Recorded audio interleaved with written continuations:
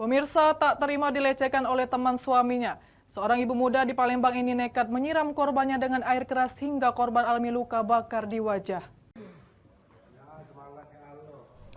Dengan wajah tertunduk menggunakan masker, Dila 22 tahun warga Jalan Pakis Usman, Kecamatan Seberang Ulu 1 Palembang diringkus unit Reskrim Polrestabes Palembang.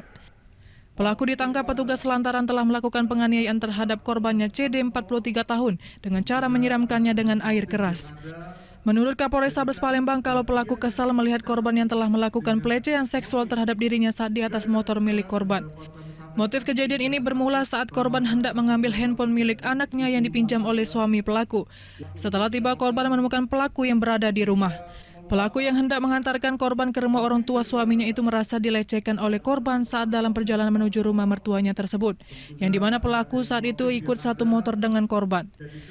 Setiba di rumah mertua pelaku, korban langsung disiram air keras oleh pelaku yang dimana air keras tersebut diambilnya dari dalam rumah mertuanya tersebut.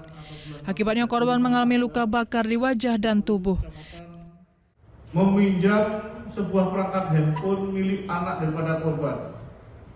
Ketika dicari rekannya tersebut, ternyata yang bersangkutan korban menjumpai istrinya, istri daripada rekannya yang meminjam handphone tersebut.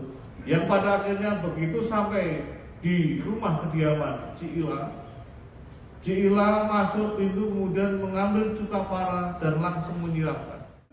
Untuk pasal yang menjerat pelaku ini, polisi menjeratnya dengan pasal 351 ayat 2 dengan ancaman di atas 3 tahun penjara. Dari Palembang, Muhammad David, iNews melaporkan.